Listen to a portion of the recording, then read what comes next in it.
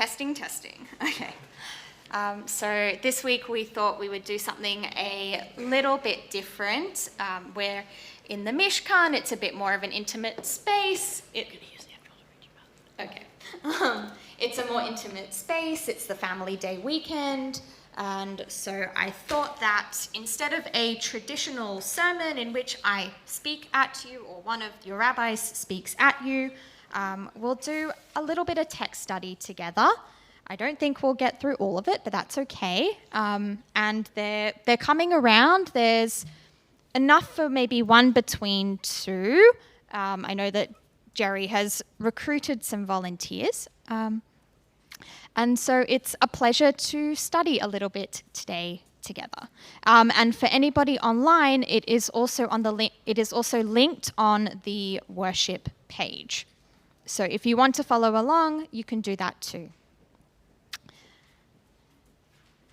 And so I thought we would get out from behind the beamer a little bit, and also give me a signal if you can't hear me so well, though we're trying with the microphone. Okay. Cool. So we have a couple of texts with us today, and the first is brought to us directly from our parasha. I actually spoke a little bit about it last night, and it comes from Exodus 21 at the beginning of our parasha. We read from a little bit later this morning. Okay. So I might ask for a couple of volunteers along the way. I'm not someone who likes to just speak at people very often. So if in the English, can I please maybe have someone to read from us our Exodus 21 text from this week's parasha, Mishpatim. In the English, and we've got someone back here. Do you have a sheet with you? Yeah. Exodus 21, verse 1 through 6. Yes. These are the rules that you shall set before them. And when you acquire a Hebrew slave, that person shall serve 6 years, and shall go free in the 7th year without payment. If a male slave came single, he shall leave single. If he had a wife, his wife shall leave with him. If his master gave him a wife, and she has borne him children, the wife and her children shall belong to the master, and he shall leave alone. But if the slave declares, I love my master and my wife and children, I do not wish to go free, his master shall take him before God. He shall be brought to the door or the doorpost, and his master shall pierce his ear with an awl, and he shall remain his master's slave for life. Great, thank you so much. And so there were just a couple of things that I wanted to point out, some in the Hebrew and some more general comments before hearing from you. I wanted to point out firstly that the parasha begins with the words Ve'ele hamishpatim. These are the rules. What was really interesting to me about this was that it says rules and not mitzvot or commandments. So I wanted us to keep that a little bit in mind, that there's this different word that we're using from maybe the ones that we expect, and that also the root of this word from mishpatim is also the word for judgment, or judge, shofet or shafat. I also wanted to point out that it talks about when you acquire a Hebrew slave that they shall serve 6 years and go free in the 7th year. What was fascinating about that to me was twofold. One was that you might have heard, does anybody sort of hear callbacks or maybe hear even an initial peek into a different Jewish concept that we have of in the 7th year? Yeah? Yes, Shabbat. And leaving, exactly, a sabbatical or Shabbat, right? And also Shemitah. So what is interesting about that is exactly those things. Shemitah is this idea of leaving the field fallow in the 7th year of harvesting or growing, whatever people do with their crops. But then we also, on the other hand, hear this callback to the 7th day every single week with Shabbat. And that was interesting because on the sort of, and we'll hold that in mind for 2 seconds, because The other two things on this topic that I wanted to point out was also this idea in verse 5 of I love my master, and wife and children. And if you look in our Torah scroll, you don't see any markings, right? You don't see any vowels, you don't see any of the trope marks, the cantillation marks that you see like we have on the page. So it actually could be maybe not mistaken for, but could be read as Adonai, another name for God. And on that note, when we also look at verse 6, we have the idea of the doorpost and bringing the slave to the doorpost or a door or somewhere that you can pierce their ear and literally make a physical contract between the master and the slave. But the word for doorpost is mezuzah. And we all have this notion in our heads of what a mezuzah means to us today, right? We have these, we have the ornaments on our doorposts, and they contain with them the words of the Shema, this idea of a covenant, of being taken before God, of being beholden before God, and it's for life, this contract between the slave who has their ear pierced and the master. So it's just interesting to see this interplay between Adoni, master, and Adonai, God, which then plays out in the relationship between the slave and the master, and having these sort of very human elements on the surface, and then maybe looking a little bit deeper and seeing these godly elements of what this relationship might mean. These waters are muddied. So I wanted to ask one question before, actually I'll ask it a little bit later. I would love another volunteer, please.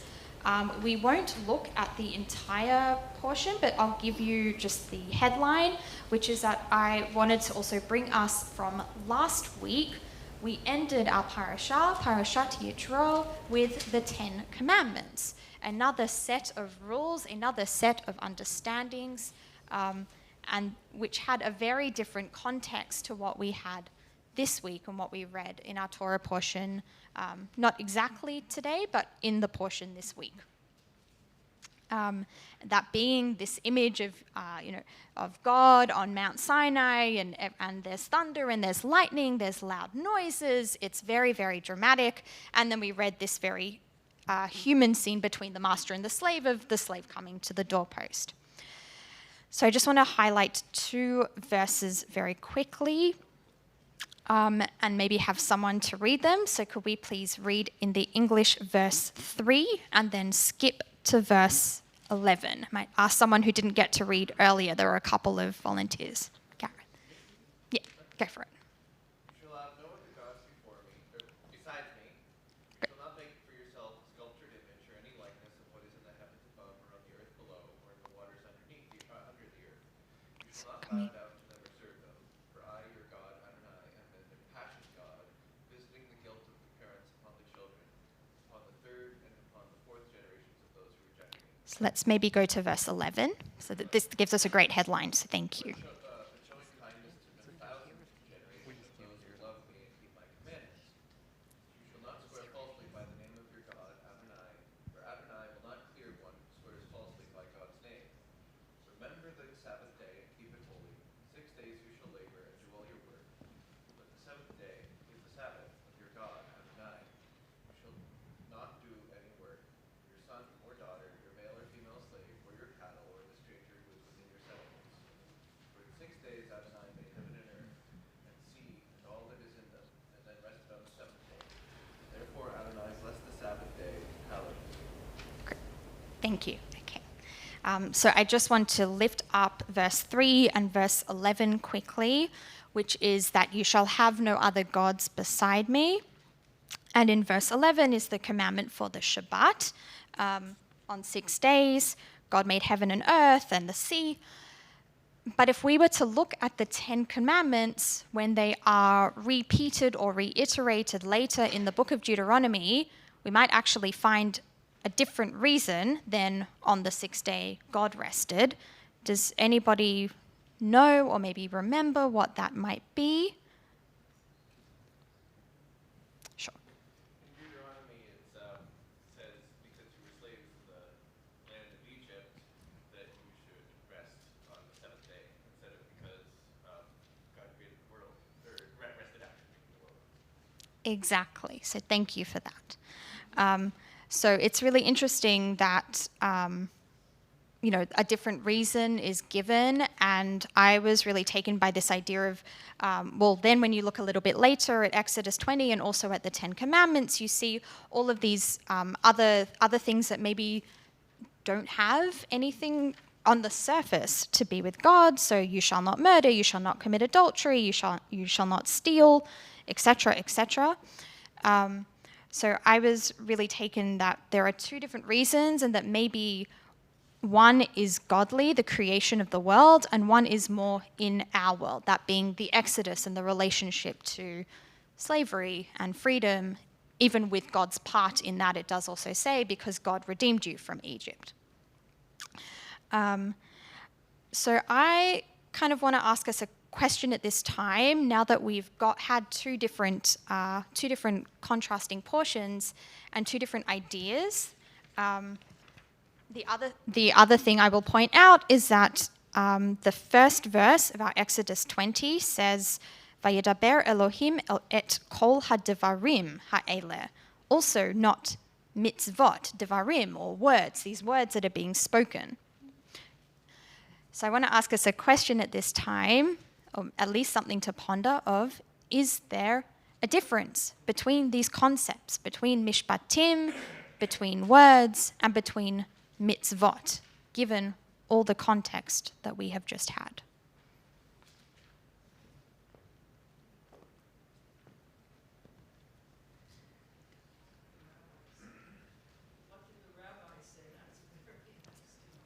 Yeah, that is a very big question. Okay. So I actually do have, maybe we can move to our third text then. And this is a good question to have. Sorry, did someone? Alberta, yeah. Well, I was thinking more that the mitzvot are things that are actual that you have to do. Okay. Yeah. Well, mishpatim, something that's a rule, like a judgment that is said that you should just follow as a communal set of laws that exist there. And when it comes to the Devarim, it's more like statements. Something that's said. That's really fascinating. So then maybe there are different situations into which these categories fall, is what you're saying. So you have like mitzvot, actions you have to do. You have devarim, which are statements that we hear, and you have mishpatim, which are rules that we then follow, which are given to us. Nice. And maybe we'll look into this idea a little bit of what the rabbis have to say, and also tie it back to ourselves as people. So I will tell you when to stop, because truthfully I brought like a little bit too much of this text. But our third text, which comes to us from the Talmud, from the tractate Sanhedrin. Can I please have someone, maybe this is a good opportunity for someone to have the mic. If I could please have someone who would read our section from Sanhedrin, which is the third text, so it's on the fourth page, Sanhedrin 38a. Yeah, thank you, Darren. Yes, please. And Jerry's going to come with the mic. Dancing as fast as I can. Thank you, Jerry. And Darren. The sages taught in a Baraita, Adam, the first man, was created on Shabbat Eve at the close of the 6 days of creation. And for what reason was this so? So that the heretics will not be able to say that the Holy One, blessed be He, had a partner, i.e. Adam, in the acts of creation. Alternatively, he was created on Shabbat Eve so that if a person becomes haughty, God can say to him, the mosquito preceded you in the acts of creation, as you were created last. Alternatively, he was created on Shabbat Eve in order that he enter into the mitzvah observing Shabbat immediately. Continue. Thank you. I think we'll leave it here. Thank you. Okay. So firstly, any just like initial reactions to that before I share a couple of words? Sure. Well, the idea that man is no more important than a mosquito, which of course is you hear this in contemporary thought as well, that we are just another animal living on the earth. Thank you. And I, similarly to that, when I looked at this, I thought about that story of the two pockets, of having two slips of paper in your pockets, and one, the world was created for me, and the other, I am but dust and ashes. So there's also this deep sense of humility, and it's kind of this ironic passage because on one hand it indicates that we are small in God's expansive world. We're no better than the mosquitoes. I just really loved that line as well. It sounds like a really great insult, but also this idea that we're crucial partners.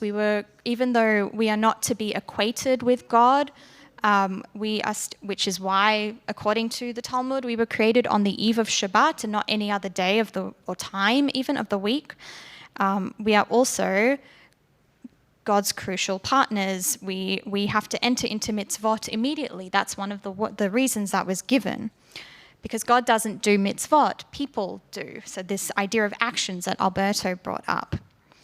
And God needs us to live out Torah, and Torah is this ultimate act of creation, and for us to be entrusted with it. And the mitzvot that Torah outlines for us to do should leave us feeling this deep sense of humility. Also, something that I think it brings up are these existential questions that are very human for us to ask about our role and our purpose in this world, and who are we and what are we, and that maybe this is something so beautiful that our tradition, our Jewish tradition, and our texts provide to us is a framework through which to ask them. Okay, so we're going to wrap it up, beginning on, and we're going to just head to the very, very last text, which comes to us from a Hartman seminar that I took earlier this week. So on the last page, this passage from Chaim Nachman Bialik, one of our preeminent Israeli authors.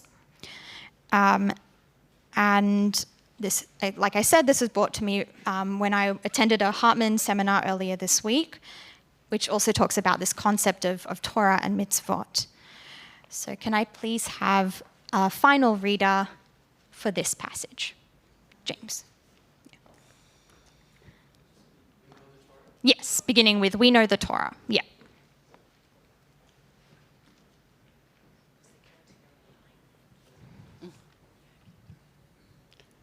We know that Torah was originally a universal, night cosmic concept. In the books of Job and Proverbs, Torah and wisdom are entirely identical. That's the most expansive way the concept of Torah has been understood. In the Talmudic era, the concept became further enriched, reaching a truly exceptional height. We need to do more than mention the words of the Agadah. The Torah preceded the creation of the world. Torah here has become the idea of the creation of the world. God looked into the Torah and created the world, meaning the Torah was supernal reality of the world, parallel to its material reality.